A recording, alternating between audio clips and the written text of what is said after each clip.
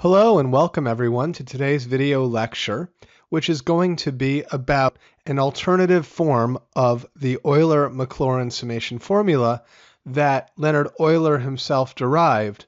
And we're going to need this alternative formulation of the Euler MacLaurin Summation Formula for our next video, where we're going to see how Euler derived a functional equation for the eta function, which is in a certain sense a precursor to Riemann's derivation of the functional equation of the zeta function, one of the most important results in number theory.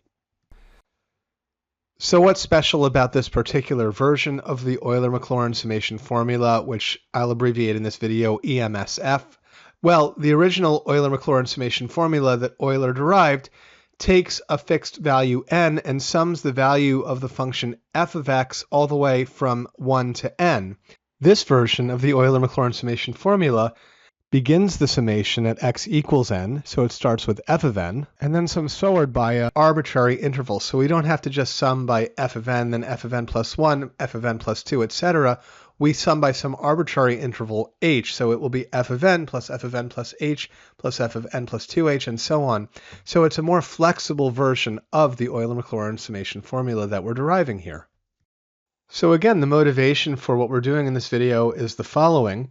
The Euler MacLaurin Summation Formula, as we derived it, can sum the values of a function from 0 to some fixed n, with our interval of summation being equal to 1. So to chart this graphically, what I'm talking about, if these are our coordinate axes, and this is a function that I've defined so that f of 0 equals 0, I pick some fixed value n, and then in the original version of the Euler MacLaurin Summation Formula that Euler and Maclaurin also derived, we sum the values of f of x, starting at f of 1 because f of 0 equals 0, and then we go all the way up from 1 to n by increments of 1.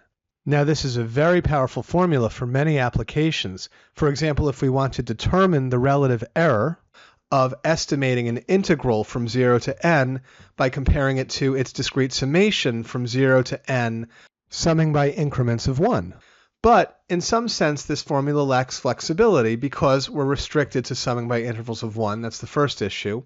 And also, this formula is not really well adapted to estimating the value of infinite series because we have to stop at n with our summation. Now there are ways to work around that. For example, we could use this formula and then take the limit as n approaches infinity and see what we're getting that way.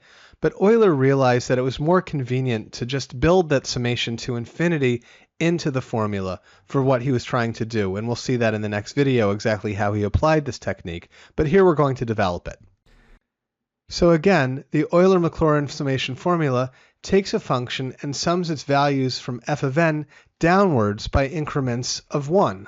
But what if instead of summing backwards from n down to 0, assuming again here that the value of the function at 0 equals 0, although it could be down to negative infinity if we want, we just want the function to be decaying towards 0 at some point as we move further and further in the negative direction.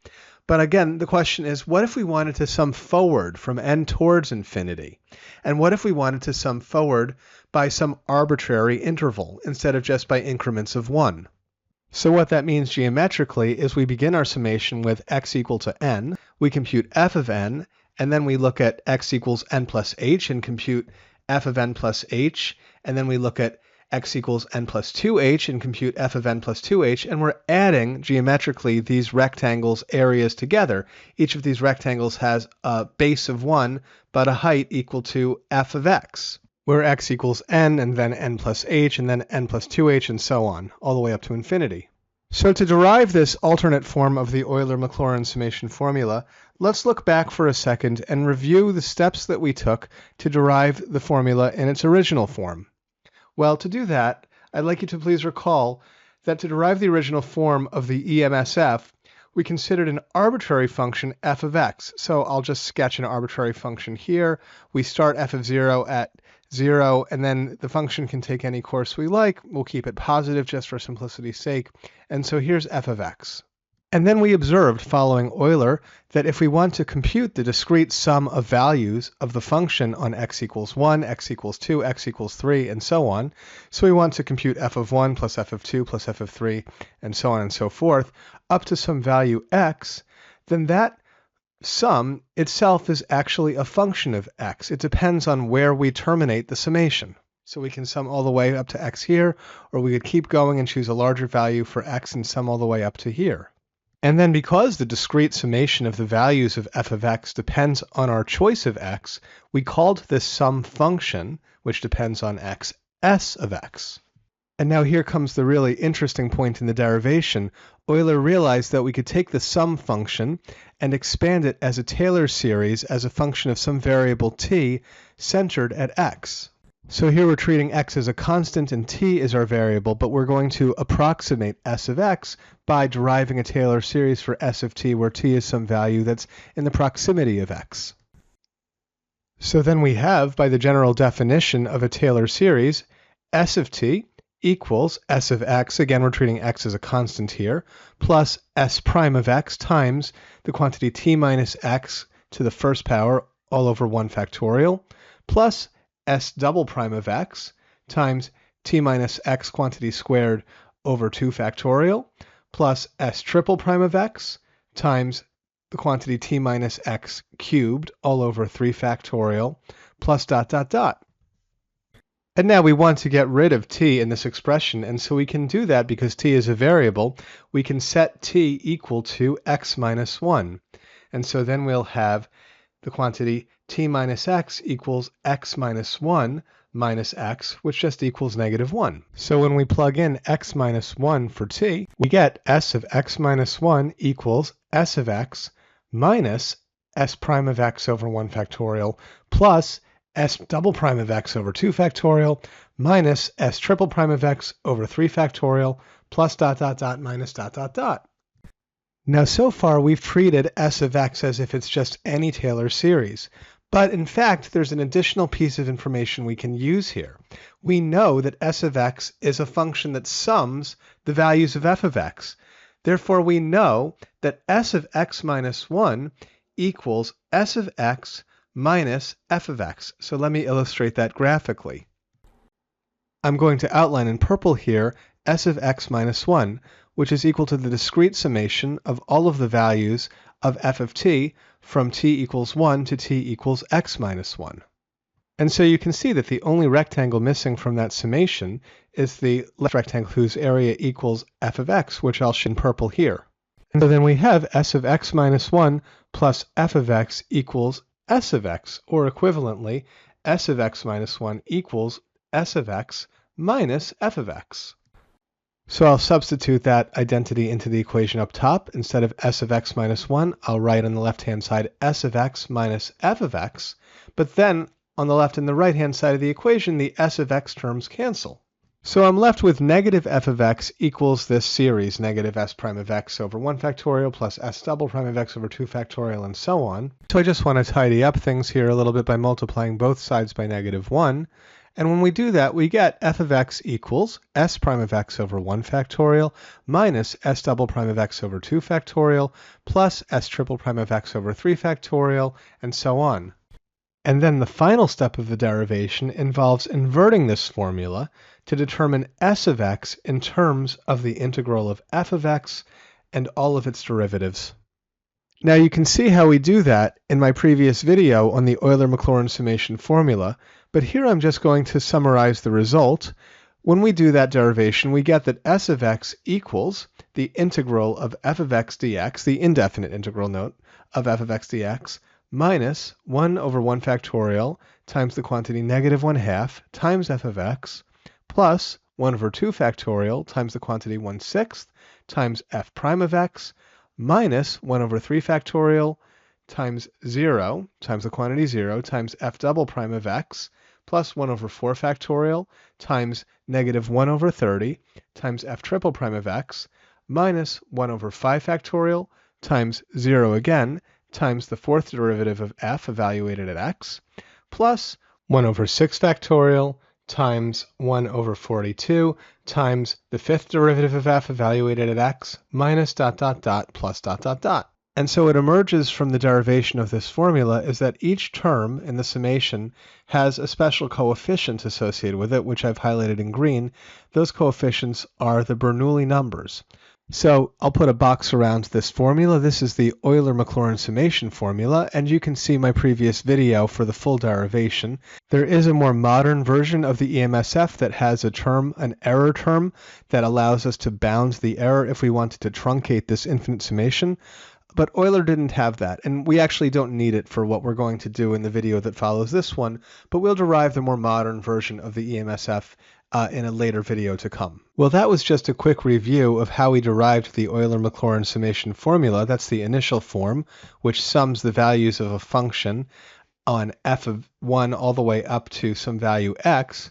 But now we want to find a way to sum the values of the function f of x from that fixed value x all the way up until infinity.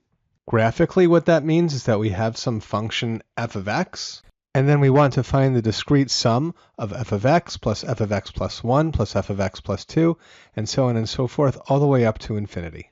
Now, as before, this sum depends on our choice of x. Wherever we begin the summation, that's going to determine the ultimate value of the sum. And so once again, because s is a function, we can expand s as a Taylor series of some variable t centered at our value x. And so when we do that, we get s of t equals s of x plus s prime of x times the quantity t minus x to the first over 1 factorial plus s double prime of x times the quantity t minus x squared all over 2 factorial plus s triple prime of x times the quantity t minus x cubed all over 3 factorial, and so on. And now this time we'll let t equal x plus 1. And then when we do that, we have t minus x equals x plus 1 minus x, which just equals 1. So then when we plug in x plus 1 for t, we have s of x plus 1 equals s of x plus s prime of x times 1 to the first power over 1 factorial, plus s double prime of x times 1 squared over 2 factorial, plus s triple prime of x times 1 cubed over 3 factorial, and so on, so those 1's all just cancel. And now once again we'll use this special property of s of x, which is that s of x is not just any function, it's the function which discretely sums the values of f. So therefore we have s of x plus 1 equals s of x minus f of x. And we can demonstrate graphically why that's the case. I'm going to shade in our sum s of x, which is the discrete summation of the values of f starting at f of x and then adding f of x plus 1, f of x plus 2, and so on all the way up to infinity. Now, if I just subtract off the area of this first rectangle, that first rectangle there has a width of 1 and a height of f of x, and so an area of f of x. So if I subtract f of x from s of x, what do I have? Well, it's almost as if I'm just starting the summation all the way up to infinity at x plus 1 instead of at x. And so in fact I have that s of x minus f of x equals s of x plus 1. So on the left-hand side of this equation up top, in place of s of x plus 1, I'm going to write s of x minus f of x. And so the s of x terms cancel from both sides of the equation, and I have that negative f of x equals this series. And now I'm going to multiply both sides of the equation by negative 1, and then we have f of x equals negative s prime of x over 1 factorial minus s double prime of x over 2 factorial minus s triple prime of x over 3 factorial, and so on. And now to complete the derivation, we need to invert this formula to find s of x in terms of f of x, its integral, and all of its derivatives. And the first step towards doing that is differentiating both sides of this equation. And when we do that, we see that f prime of x equals minus s double prime of x over 1 factorial minus s triple prime of x over 2 factorial minus s quadruple prime of x over 3 factorial, and so on.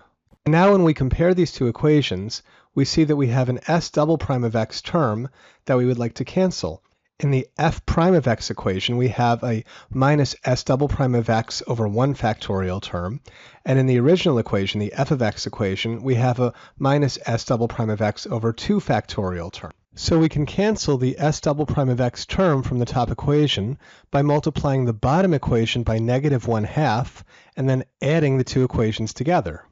So I'm going to do that here. I'm going to multiply both sides of the bottom equation by -1/2. And when I do that on the left-hand side, I get -1/2 times f prime of x. And on the right-hand side, all those negative terms become positive terms. So I get 1/2 times s double prime of x over 1 factorial, plus 1/2 times s triple prime of x over 2 factorial, plus 1/2 times s quadruple prime of x over 3 factorial, and so on. And when I add both equations together, on the left-hand side, I have f of x minus 1/2 f prime of x equals minus s prime of x over 1 factorial. Well, I won't write the 1 factorial here. And then the minus s prime of x over 2 factorial is canceled out by the 1/2 s double prime of x over 1 factorial, because 2 factorial is the same thing as 2 times 1 factorial. So those terms cancel. And then I just have to bring down all the other terms from the addition of these equations. So I have minus s triple prime of x over 3 factorial plus 1/2 times s triple prime of x over 2 factorial minus s quadruple prime of x over 4 factorial plus 1/2 times s quadruple prime of x over 3 factorial, and so on. So let me just bring that equation to the top of the screen here, and I'll just write out a few more terms so that we can really follow what's going on with this process of inverting the formula. And now we want to get rid of the s triple prime of x term on the right-hand side, and so to do that we have to look at f double prime of x. And we have that f double prime of x equals minus s triple prime of x over 1 factorial minus s quadruple prime of x over 2 factorial minus the fifth derivative of s evaluated at x over 3 factorial, and so on. So what do we have to multiply the bottom equation by to cancel the s triple prime of x term? Well, in the top equation we have minus s triple prime of x over 3 factorial, which is minus s triple prime of x over 6. And we have plus 1/2 s triple prime of x over 2 factorial, which is the same as plus s triple prime of x over 4. So finding a common denominator here, this is minus 2 s triple prime of x over 12 plus 3 s triple prime of x over 12. Minus 2 plus 3 is positive 1, so this simplifies to plus s triple prime of x over 12. So now it's clear what we need to do to cancel this s triple prime of x term from the top equation. We need to multiply the bottom equation by positive 1/12, and then sum the two equations together. So let's do that. I'll multiply the left-hand side of the bottom equation by 1/12. I'll have 1/12 times f double prime of x, and this will equal negative 1/12 times s triple prime of x over 1 factorial minus 1/12 times s quadruple prime of x over 2 factorial minus 1/12 times the fifth derivative of s of x over 3 factorial, and so on. And now summing the two equations together, we have f of x minus 1/2 times f prime of x plus 1/12 times f double prime of x equals minus s prime of x, that term goes untouched, and then the s triple prime of x terms cancel. And so then I'm left with minus s quadruple prime of x over 4 factorial plus 1/2 times s quadruple prime of x over 3 factorial minus 1/12 s quadruple prime of x over 2 factorial.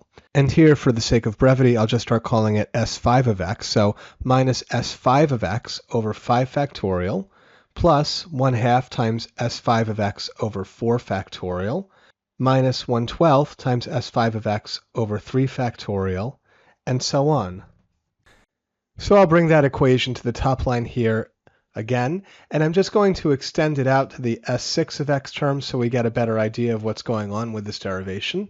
And now it might seem, without much visual inspection, that we need to go through this whole process all over again to get rid of the s4 of x terms, but let's simplify this equation a little bit first. So I'm going to put a parenthesis around my s4 of x terms just so that we can see what's going on with them. And our first one there, that minus s4 of x over 4 factorial, that will just be minus s4 of x over 24. And then in the next term in the denominator, I have 2 times 3 factorial, which is 2 times 6, which is just 12. And then for our last term, the denominator is 12 times 2 factorial, which is 12 times 2 times 1, or 24. So I can make the common denominator 24 by converting the middle term to 2 times s4 of x over 24. And then a beautiful thing happens here. All of these terms cancel because we have minus 1 times s4 of x over 24 plus 2 times s4 of x over 24 minus 1 times s4 of x over 24. In other words, the s4 of x terms cancel without any further work on our part. And so, as a bookkeeping matter, because on the left-hand side of the equation we're tracking all of the derivatives of f of x, I'm going to write a plus 0 times f triple prime of x, and this will be equal to the right-hand side of equation, but now I've deleted out the s4 of x entries because they cancel themselves. So now we want to take care of the s5 of x entries on the right-hand side of the equation, so I'll group them together. And then the first thing we'll do is multiply out the factorials in the denominators. So 5 factorial is 120, 4 factorial is 24, 3 factorial is 6. And so we'll just multiply now each term by its respective coefficient. So the rightmost term becomes minus 1 over 72.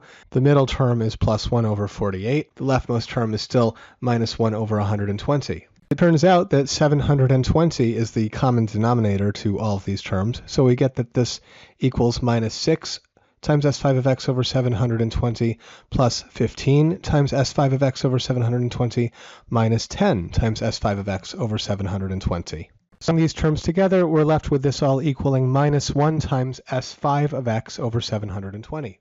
And now we know what to do. We look at f4 of x, f quadruple prime of x, and that equals minus s5 of x over 1 factorial, minus s6 of x over 2 factorial, minus s7 of x over 3 factorial, and so on. And so to cancel the s5 of x term from the top equation, we have to multiply both sides of the bottom equation by negative 1 over 720 and sum the two equations together. So I'll do that here. I'll multiply the left-hand side by minus 1 over 720 and all the terms on the right-hand side by negative 1 over 720. So all of those terms on the right-hand side become positive. And then we'll sum the two equations together, and we get f of x minus 1/2 times f prime of x plus 1/12 times f double prime of x plus 0 times f triple prime of x minus 1 over 720 times f quadruple prime of x equals, well, our first term here on the right-hand side is minus s prime of x. That term again remains unchanged in this process. And then the s5 of x terms cancel each other out. And then we're left with, on the right-hand side, minus s6 of x over 6 factorial plus 1/2 times s6 of x over 5 factorial minus 1/12 to s6 of x over 4 factorial plus 1 over 720 times s6 of x over 2 factorial minus ... Now, exactly like the s4 of x terms before, the s6 of x terms in this equation self-cancel. So to see how that works, I'll group all of these terms together in parentheses, multiply through the coefficients and factorials. And so it turns out that the common denominator here is 1,440. So our first s6 of x term is minus 2 over 1,440. The next one is plus 6 over 1,440. The one after that is minus 5 over 1,440. And the last one is just plus 1 over 1,440. And so we add those terms together and we get 0. And so once again, as a matter of bookkeeping, we'll add a plus 0 times f5 of x to the left-hand side of the equation. So I'll do that here. And now on the right-hand side of this equation, I haven't yet specified what the other terms would be after that leading term minus s prime of x. But obviously this is an infinite series, so I just didn't have space. But if we were to have carried out the calculation further, our s7 of x terms would have been minus s7 of x over 7 factorial plus s7 of x over 2 times 6 factorial minus s7 of x over 12 times 5 factorial plus 0 times s7 of x over 4 factorial plus s7 of x over 3 factorial plus 0 times s7 of x over 2 factorial. Now, if we simplify and combine these terms, we get the following. Well, that first denominator there, 7 factorial, is just 5,040. The next one, 2 times 6 factorial, is 1,440. The one after that, 12 times 5 factorial, is also 1,440. Next, we have a 0 term, which we can just cross out. And then the term after that, 720 times 3 factorial, equals 4,320. Then we have another 0 term that we can just cross out. So we can just erase the 0 terms, and then looking at this sum, we have a plus s7 of x over 1,440 and a minus s7 of x over 1,440, so those two terms cancel each other.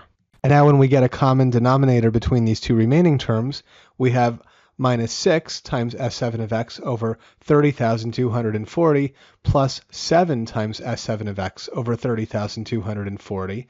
So that gives us plus 1 times s7 of x over 30,240. And then minus dot dot dot, which will include the s8 of x terms and the s9 of x terms and so on, which I'm just not going to write here.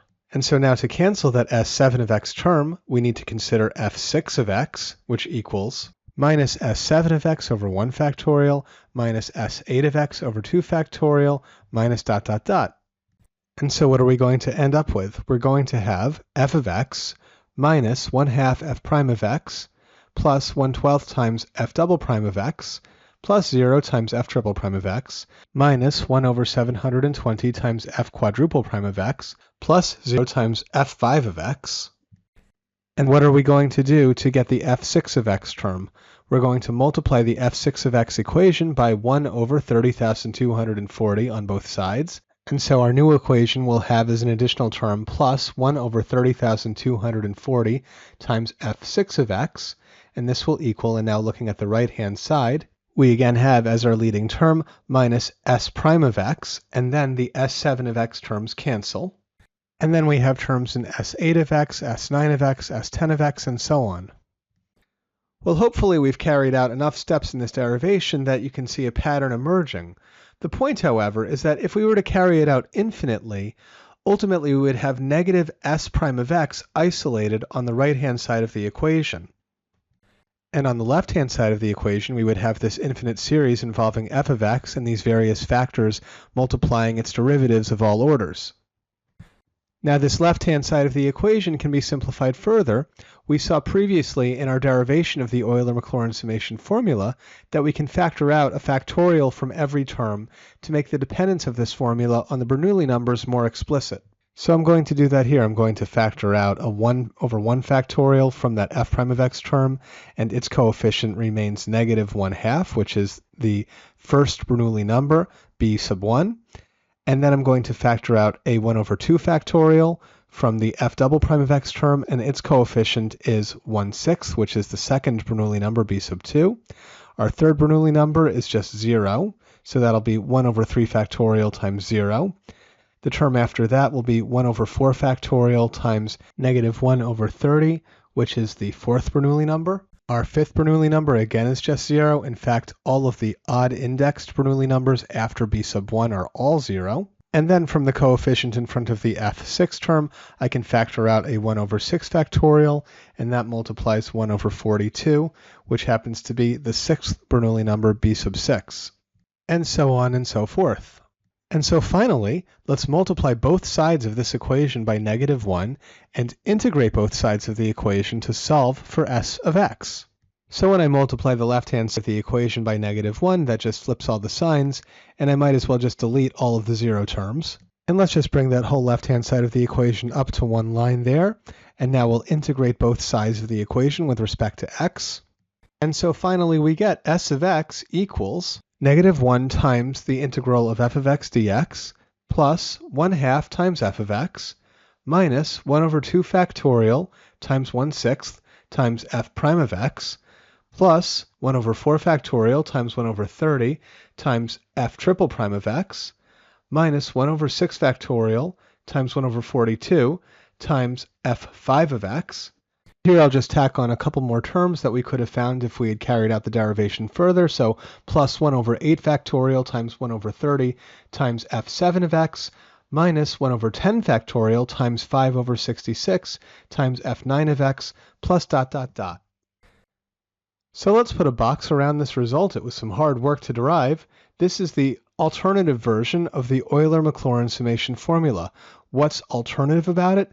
Well, this version of the formula gives us the discrete summation of f of x if we start at some value x equal to some fixed value n and sum upwards towards infinity. The original version that we derived in the previous video starts at f of x and then sums downwards by increments of 1 all the way back down to 0. But Euler didn't stop there, and neither will we. Because suppose we wanted to instead sum f of x from some value x to infinity by some arbitrary interval h. Graphically, what that means for us is that if I have some function f, if I want to begin the discrete summation of the function at some value x, so I have f of x there, and then I want to sum upwards the values of the function towards infinity, but not by increments of 1, but by some arbitrary interval h, then the next rectangle that I'm going to add in this discrete summation is going to be based at the point x plus h, and it will have a height of f of x plus h and a width of 1. And the next rectangle after that will be positioned at x plus 2h. It'll have a height of f of x plus 2h and a width of 1, and so on. We're going to keep summing the values of this function upwards towards infinity by increments of h. So what we want to do is derive a formula for this type of summation based on the Euler MacLaurin Summation Formula. So to do that, we're going to take our original function f of x, and we're going to use it to construct a new related function, which I'm going to call psi of t. And psi of t will be essentially a scaled down, a compressed version of f of x. So in this compressed version, x is itself going to be a function of t, defined as x of t equals x, that's our initial x value, not the entire variable x, just the initial x value, plus h times t. So let me just put down some coordinate axes for this related function psi of t. And now to see how this thing works, I'm just going to make a table of values of t versus x of t. So when t equals 0, x of t just equals x, our initial value there. When t equals 1, x of t equals x plus h times 1, or x plus h. When t equals 2, x of t equals x plus 2h. When t equals 3, x of t equals x plus 3h. When t equals 4, x of t equals x plus 4h, and so on. And now here's the key step in the derivation. We're going to let psi of t equal f of x, or more explicitly, we're going to let psi of t equal f of x of t. So psi of 0 is going to equal f of x, psi of 1 is going to equal f of x plus h, psi of 2 is going to equal f of x plus 2h, and so on.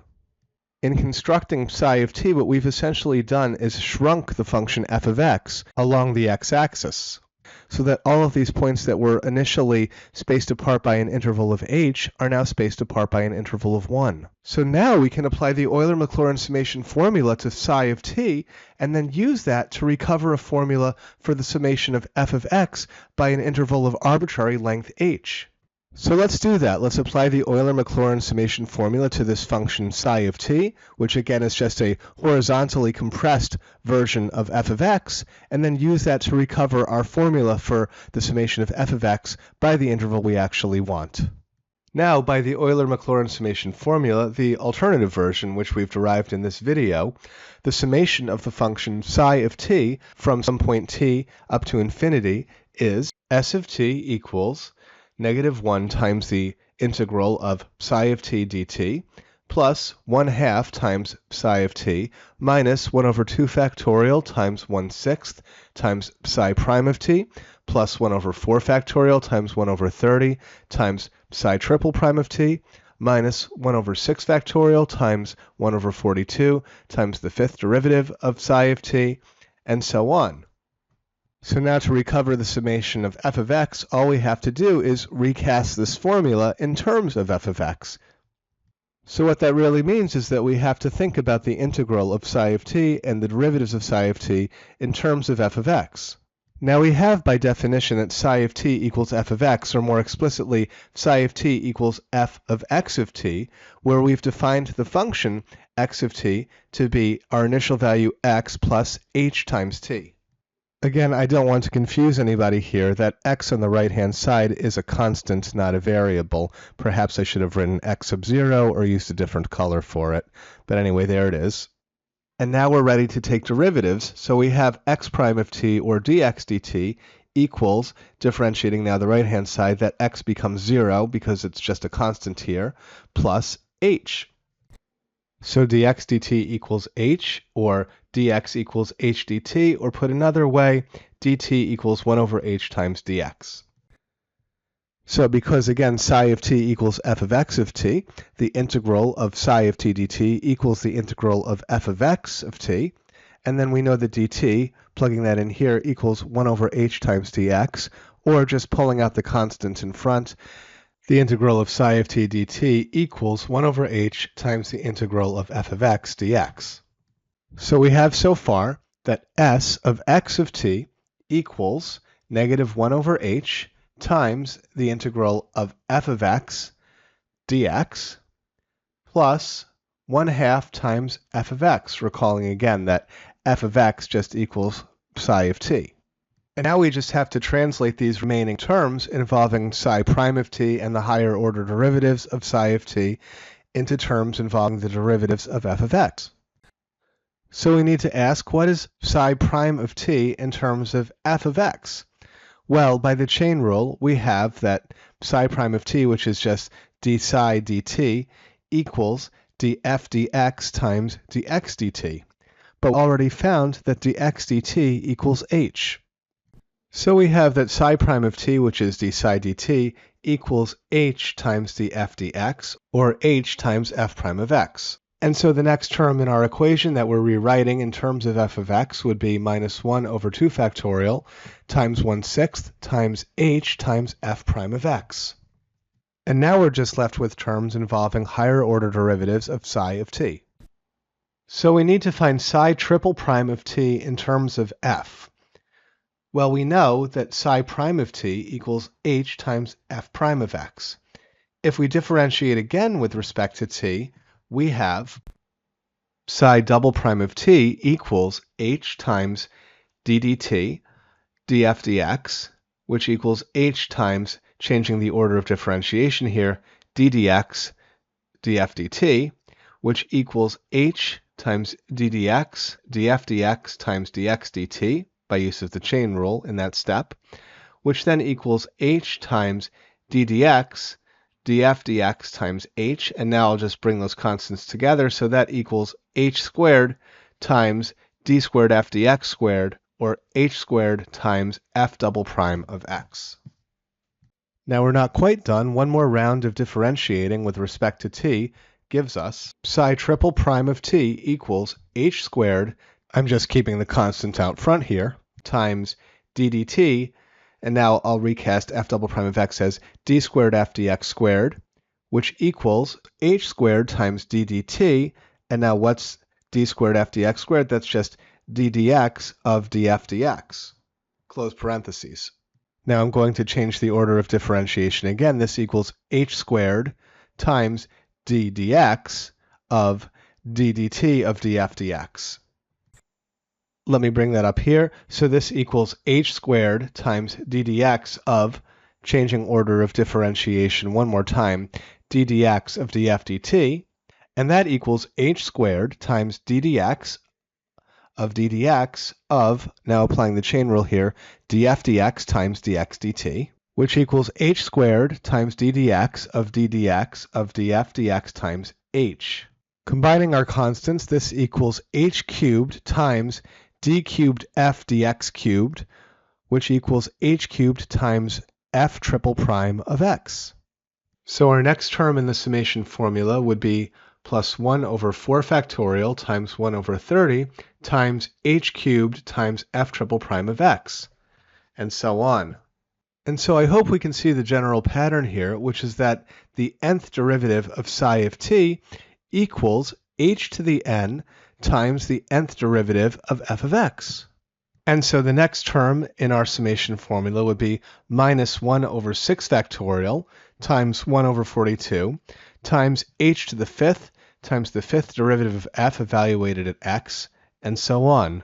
And so I'm going to put a box around this formula. This is the alternative version of the Euler MacLaurin Summation Formula with arbitrary interval h.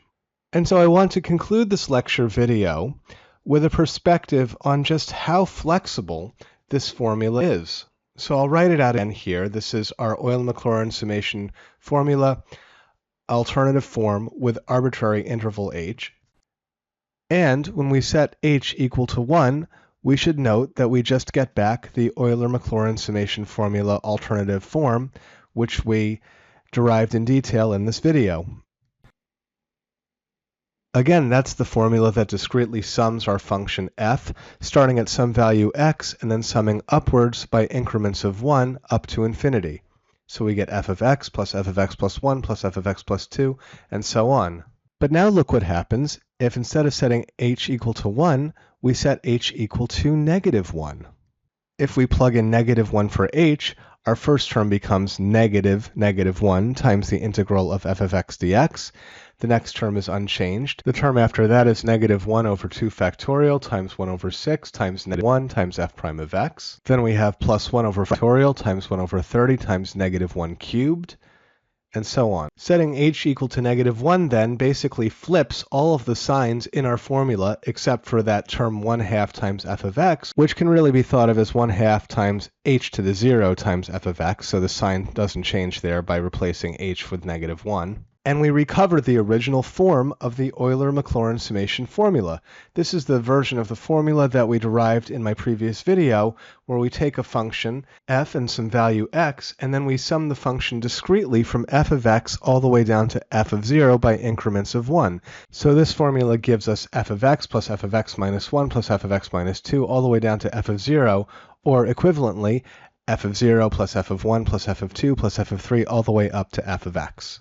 Although now, with our more general perspective, we see that we're actually summing towards negative infinity, with the assumption that f of x is just equal to 0 when x equals 0 or a negative number.